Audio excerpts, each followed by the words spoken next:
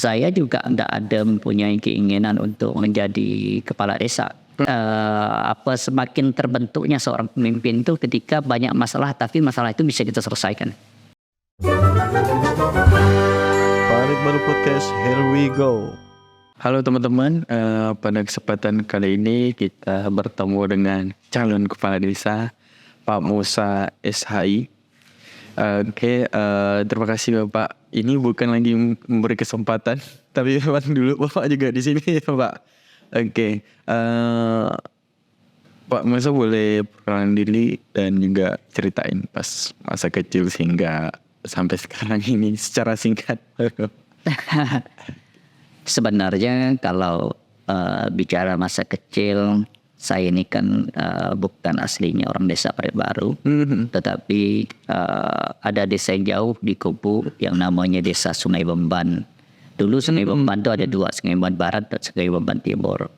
Nah saya di baratnya, tapi di akhir-akhir ini Sungai Bemban itu disatukan menjadi satu saja. Jadi Sungai Bemban saja semacam ini Jerman Barat dan Jerman Timur. Nah sekarang sisa Jerman lagi. Nah Bemban Barat Bemban Timur ya seperti itu, sisanya Sungai Bemban lagi. Dan kebetulan lahirnya di 11 Oktober tahun 74. Dah hampir berjalan 49 tahun. 49 tahun dengan anak 3, 1 cucu. Jadi udah punya cucu seperti itu. Dan saya menamatkan SD di SDN 013 di Desa Sungai Bemban tahun 87. Nah itu perjalanan menuju sekolah itu 8 kilo. Dan saya melanjutkan pendidikan dulu pesantren. Kan pesantren Hidayatul Muslimin. Tapi kalau di zaman saya dulu, kalau sekarang di pesantren, tapi kalau zaman saya sama saya waktu itu panti asuhan. Nah, berbekal dengan ketidakmampuan orang tua, kebetulan ada mendengar sekolah gratis di Pontianak lagi. Nah, anak-anak saya ketika baru masuk SMP dulu, saya di tepi kota dan setiap hari bisa mandang mobil. Nah, ternyata dari Jalan Adis Cipto itu menuju sekolah itu jalan kaki 8 kilo. Nah, 8 kilo. Dan itu jalannya jalan setapak. Jadi apa yang saya bayangkan tadi bahwa saya sekolah di kota, ternyata saya sekolah di tengah-tengah hutan. Di tengah-tengah hutan, setiap hari menunya itu pakis. Nah, ini pengalaman saya itu pernah tidak mau mandang pakis itu rasanya mual rasanya. Karena apa? Karena waktu saya di sekolah dulu itu makannya tiap hari itu menu dari siang sampai malam itu menunya tidak lain daripada pakis. Dan masaknya teman-teman kita juga seperti itu. Jadi rasanya itu tidak tahu gimana caranya, pokoknya menunya seperti itu. Nah, kapan makan enaknya? Kapan enaknya itu ketika ada undangan. Undangan orang kawin, undangan maulid, undangan Isra Mi'raj. Nah, baru itulah kita menemukan makan enak. Pas atau balik kampung. Pas momen aja. Pas momen saja, tapi tiap harinya menunya seperti itu. Nah, saya melanjutkan lagi di Madrasah Aliyah Negeri 2 di Ayani selesai tahun 94. Terus saya melanjutkan lagi ke Sekolah Tinggi Ilmu Syariah. Nah, ini sekolah ini pernah saya 2 tahun off. Off-nya itu karena memang saya pada waktu itu bukan berpikirnya untuk belajar, tapi bagaimana berpikirnya pada waktu itu bisa makan. Nah, karena makan itu jauh lebih penting daripada saya memikirkan daripada saya melanjut ke sekolah. Jadi saya kerja 2 tahun itu bangkrut pula usaha yang saya lakukan. Nah, ada keinginan lagi untuk menyelesaikan kuliah. Cuma memang saya waktu selesai kuliah pun itu tidak pernah namanya berkeinginan untuk bekerja di pemerintahan. Dan itu dibuktikan dengan saya tidak pernah namanya mau daftar CPNS. Walaupun teman-teman saya banyak seperti itu.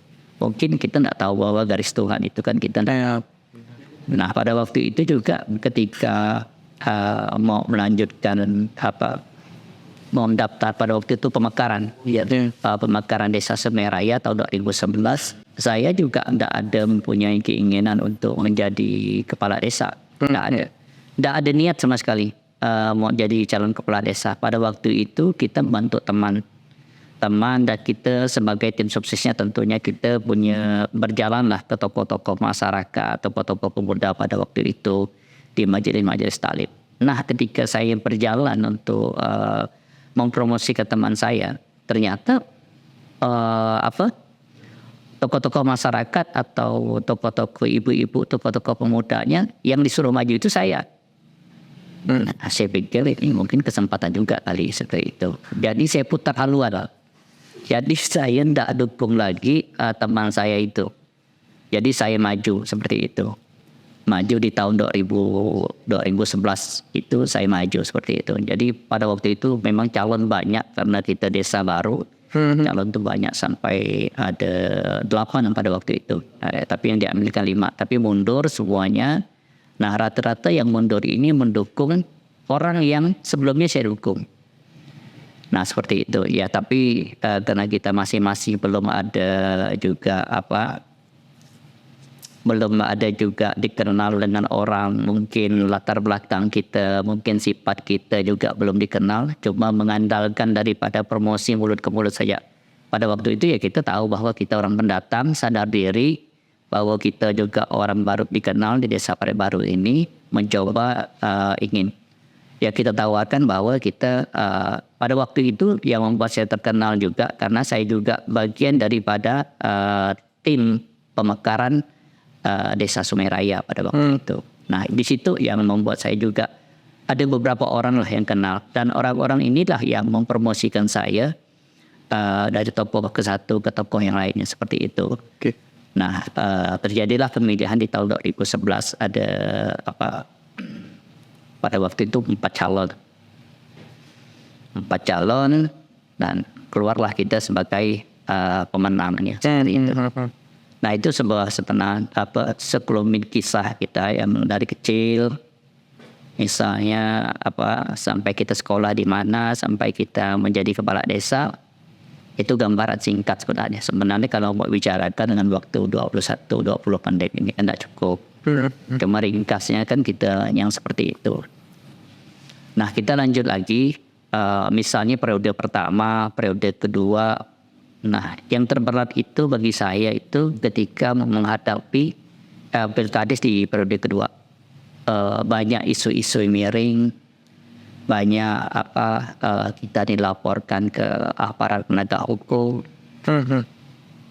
Isu-isu yang tidak dipertanggungjawabkan diselewengkan di masyarakat, tetapi memang yang namanya jabatan politik itu memang dikala orang sudah pasti dipuji belum tentu. Kita seberhasil apapun, misalnya 5 tahun lah kita berhasil, atau 6 tahun lebih, 6 tahun kita berhasil, 1 hari saja kita berkejahatan, tapi orang pasti mengingat yang jahatnya itu di 1 harinya itu, bukan pada waktu 6 tahunnya seperti itu. Nah, tapi itu konsekuensi. Makanya saya bilang kalau kita menjadi penjabat politik, baik di tingkat paling bawah sekali itu pun sampai ke tingkat atas, semuanya ada konsekuensinya.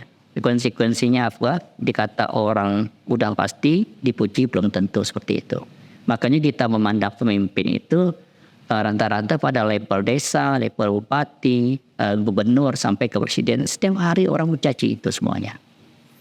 Nah, kuat tidak. Kalau kita tidak kuat, berarti kita belum lolos untuk menjadi seorang pemimpin. Tetapi kalau kita kuat dan harus tebal telinga kita, jangan tipis telinga. Nah, itu yang membuat kita ini. Nah, semakin banyak persoalan-persoalan di desa ini, semakin menguatkan kita. Semakin terbentuknya seorang pemimpin itu ketika banyak masalah, tapi masalah itu bisa kita selesaikan. Nah, itu. Jadi kalau mau meninjau seseorang itu bisa berbuat. Abraham Lincoln itu pernah ngomong seperti ini. Kalau orang yang berkuasa, kalau orang yang suka mengkritik orang, beri saja dia kekuasaan. Bagaimana dia melaksanakan kekuasaan seperti itu. Nah, tapi kalau saya ini kan bukan hanya sekedar baru nak mau menjadi kepala desa, tapi saya sudah menjadi kepala desa dan ingin melanjutkan kepemimpinan itu lagi. Nah, apa yang mimpi kita ke depan lagi? Ini kan saya sudah mengalami periode pertama, periode kedua, ini dah mengalami periode ketiga seperti itu. Apa mimpi saya sih ke depan untuk periode ketiga ini? Kan seperti itu. Nah, banyak mimpi-mimpi saya yang sampai saat ini belum saya bisa wujudkan. Misalnya membawa desa baru yang jauh lebih baik dan terkenal, bukan hanya sekedar level kebudayaan, bukan hanya sekedar level Kalimantan, tapi kita sudah harus membawa desa baru ke level nasional. Dan itu belum saya wujudkan. Dan kita di Bapak bahas tentang pemimpin dia Pak. Iya.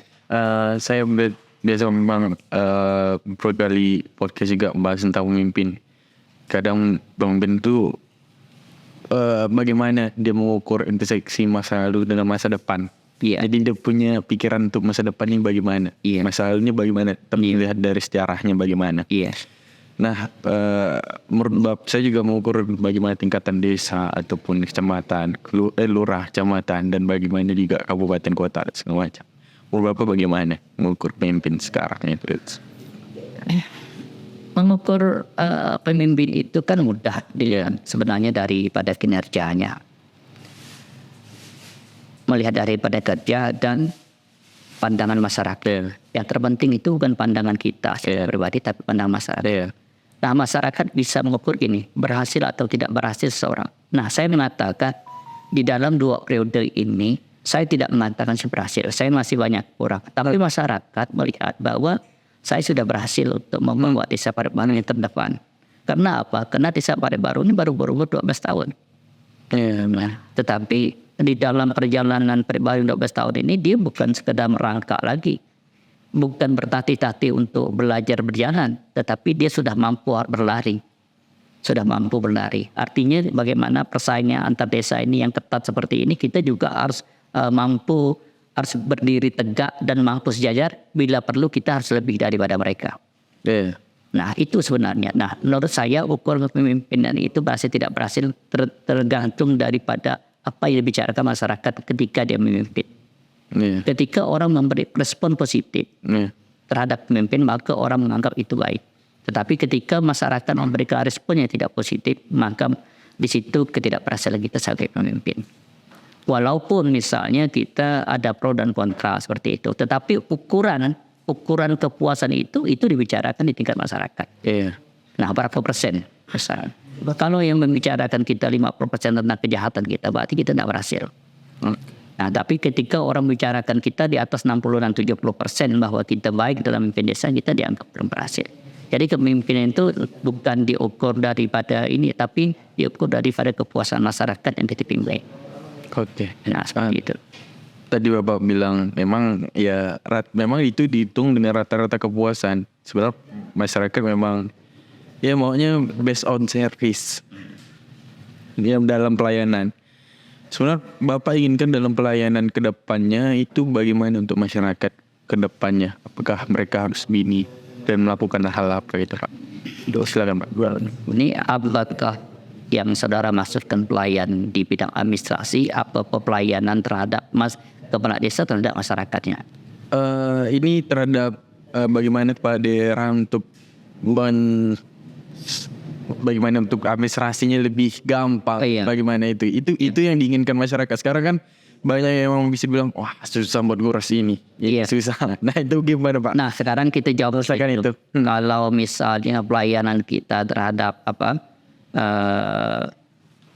terhadap kegiatan administrasi kita kan nanti yang ini dibantu untuk kawan MIPA kemarin itu kan meluncurkan aplikasi 1 menit selesai SMS seperti itu. Itu salah satu bentuk bahwa kita memberikan pelayanan yang maksimal terhadap masyarakat. Nah, jangan sampai nanti masyarakat datang ke desa nunggu lebih lama. Jadi aplikasi ini di tahun 2024 akan kita selesaikan dengan mereka. Misalnya di aplikasi itu nuliskan surat atau kepentingan apa, lalu ketika mereka datang mereka tinggal ngambil surat itu. Dan itu sudah tertanda tangan secara elektronik. Jadi nggak perlu lagi ada kepala desa, tinggal kita sebagai menekan tombol ngizinkan surat itu jadi saja seperti itu. Nah itulah usaha-usaha kita, dari sisi apapun kita tetap memberikan pelayanan maksimal terhadap masyarakat, dari segi administrasi, dari segi aduan masyarakat terhadap kita kan banyak nih persoalan-persoalan. Entah itu persoalan kambing, entah persoalan anjing lah, entah persoalan tanah, persoalan antar warga. Semuanya bisa kita selesaikan secara baik dengan kita duduk bersama-sama seperti itu. Itu pola-pola penyelesaian secara baik administrasinya maupun kepada pihak kemasyarakatnya seperti itu. Nah, kita ini penting dilakukan karena itu kita dipilih dalam rangka untuk memberikan pelayanan yang terbaik terhadap masyarakat itu sendiri.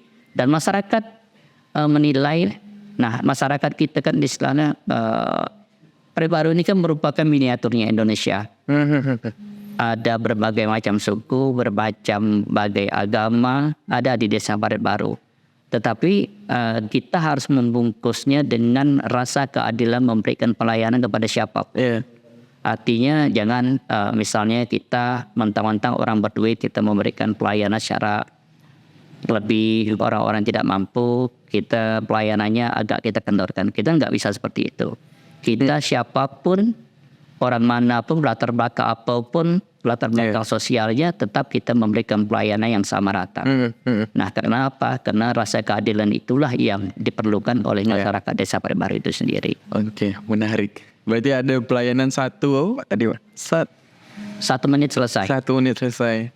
Oke, itu sebuah udah mau launching ya Pak tahun 2000? Udah launching. Udah launching ya? Tadi kita udah launching. Mungkin di tahun 2024 ini baru kita terapkan. Launching udah seperti itu. Kita udah dicoba kemarin kebetulan yang melaunching itu Kepala Dinas PMB Kabupaten Kuburaya. Oke. Mungkin pertanyaan saya lagi, ini kalau misal kita lihat jumlah penduduk Kabupaten Kuburaya sekitar 615 125 jiwa. Kalau misal dibilang dalam angka tahun 2021, kalau jumlah penduduk di desa Parut Baru sekitar 27.000 ya Pak. 27. Bukan 27.000. Itu pemilih saja kita sudah ada 24. Ada 31.000. Ya, yang kedata dengan 7.974. Nah, hampir 8.000 kakak kurang 6. Kalau tidak salah saya itu kurang 6 kakak, kita 8.000. Oke. Menurut Bapak bagaimana untuk ini kan semakin banyak penduduk juga. Ini apakah ini dampaknya bakal bagus apakah buruk gitu Pak terhadap desa Parut Baru lah gitu. Bagaimana untuk memberdayakan sebanyak ini dan untuk apa mereka gitu. Jelas Pak. Sebenarnya yang namanya penduduk banyak dan penduduk sedikit itu sebenarnya kelebihan kekurangannya pasti ada. Iya benar, plus minus ya. Plus minusnya ada. Dan tentu ini tantangan. Semakin banyak jumlah penduduk, semakin kita mampu mengakomodir kita dalam sebuah pemerintahan kecil ini, kita dianggap berhasil. Kan seperti itu. Tetapi kalau misalnya daerah kecil kita anggap ini kita mampu melakukan perbaikan, orang menurut itu wajar. Tapi kalau penduduk besar berhasil, itu luar biasa. Jadi bedanya seperti itu. Jadi kalau kita memandang plus minusnya, saya pikir ada juga kebanggaan bagi kita terhadap dengan jumlah yang besar. Secara politik kita menjadi ladang perebutan. Perebutan untuk pemilihan legislatif, pemilihan untuk bupati, gubernur, presiden. Ini menjadi pandangan mata orang. Jadi ketika orang mengatakan Kuburaya, orang cari itu penduduk terbesarnya di mana. Nah seperti itu. Orang tak akan pernah mencari daerah, kalau orang politik tak pernah bakal mencari daerah pemilihnya paling kecil. Pasti daerahnya yang paling besar itu siapa. Dan itu menjadi terobosan. Di nasional juga seperti itu. Dari provinsi juga itu, kabupaten juga seperti itu. Jadi kita itu diuntungkan dengan banyaknya jumlah penduduk. Tapi menjadi terobosan bagi pemain-pemain politik. Dari tingkat pusat sampai tingkat lokal seperti itu. Mungkin ini jadi pertanyaan terakhir saya Pak, mengenai apa rancangan Bapak untuk kedepannya mengenai desa Parut Baru ini, silakan. Sebenarnya itu mimpi saya tadi. Saya kepengen itu membawa desa Parut Baru itu ke level nasional. Saya tidak tahu apakah itu munculnya nanti masalah desa digitalnya atau hal-hal yang lainnya seperti itu. Tetapi mimpi kita, bagaimanapun tetap kita mempunyai inovasi yang mana inovasi ini bisa membawa kita dikenal baik di tingkat lokal maupun tingkat nasional. Nah seperti itu. Nah makanya saya tadi kenapa saya kepengen calon ke periode ketiga, saya ingin seperti itu membawa desa paribaru ke kancah nasional. Nah tentunya kita mempunyai mimpi ke depan tuh misalnya macam desa digital, bagaimana desa digital berkembang betul-betul menjadi pusat perhatian, menjadi pusat perhatian kita kembangkan dan dari sisi secara digital seperti itu. Dan ini yang menurut saya belum terwujud seperti itu. Nah kalau hal-hal yang lain, masalah infrastruktur, masalah stunting sebagainya itu udah ada Perbup yang ngaturnya, tinggal kita menjalankan saja seperti itu. Nah kita mau membangun infrastruktur entah jalan, entah itu bagian sanitasi, entah itu itu saya tidak mikirkan seperti itu lagi. Karena kita di tempat di Paribaru ini ada 4 dewan yang mananya kita bisa minta bantu oleh mereka seperti itu. Tapi kalau desa ini hanya cukup untuk mengembangkan apa saja yang menjadi keinginan sesuai dengan visi dan misi kita. Seperti itu. Makanya target kita ke depan, mimpi saya ke depan, bagaimana membawa desa Paribaru ini ke level nasional. Nah itu yang selama ini yang kita impikan dan itu belum terwujud seperti itu. Walaupun kita pernah menjadi narasumber tingkat nasional, tapi desa kita belum nasional. Seperti itu. Nah ini yang perlu kita bangun. Jadi setiap kepala desa itu memang harus punya mimpi. Mimpi yang tertinggi. Apa mimpinya? Bukan berarti kita visi dan misi kita mesejahterakan masyarakat. Bingung saya. Dari sisi apa? Banyak contohnya gitu. Banyak contohnya. Nah, orang tuh visi dan misi kan bisa saja menjadi kecap nomor 1. Tetapi dia mengaplikasikan di desa itu ternyata enggak juga seperti itu. Nah kan kita banyak nih kok setiap desa pengen gini. Itu enggak berjalan. Kalau saya cukup hanya 1-2 saja, tapi itu saya jalankan. Nah seperti itu. Nah masalah bagaimana kita nak meningkatkan kesejahteraan masyarakat kita, sedangkan kita PAD saja enggak ada. Banyak desa-desa yang BUMDes yang tidak bisa menyumbangkan PAD untuk desanya. Banyak juga PAD yang besar tapi tidak bisa mensejahterakan warganya.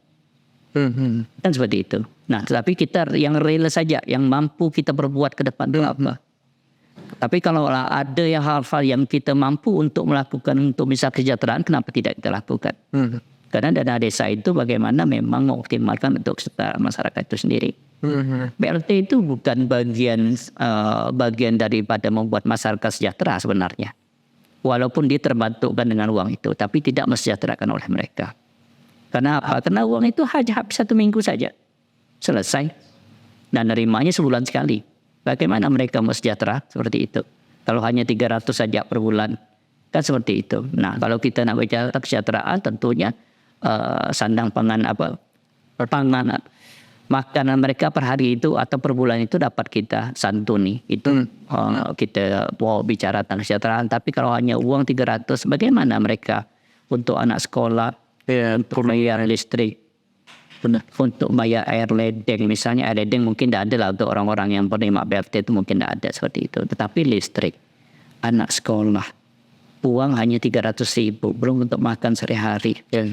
Nah bayangkan, jangankan orang yang sudah mempunyai keluarga, orang-orang yang belum berkeluarga pun 300.000 mungkin tidak cukup.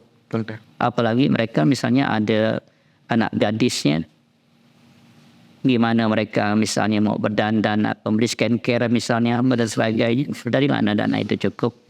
Walaupun mereka enggak pakai itu, menerima BLT, tetapi itu kan juga harus diperhitungkan. Nah menurut saya tuh jauh BLT itu tidak akan mampu, tapi setidaknya membantu, meringankan beban masyarakat itu sendiri. Tapi kalaulah BLT ini disangkut pautkan dengan meningkatkan kesejahteraan masyarakat, tidak seperti itu, jauh. Nah seperti itu.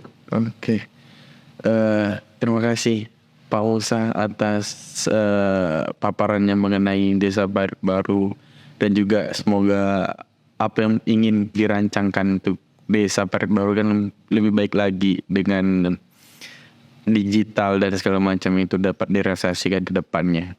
Dan mungkin cukup sekian dari kami. Terima kasih Pak Musa sekali lagi atas kehadirannya, dan sampai jumpa di video selanjutnya.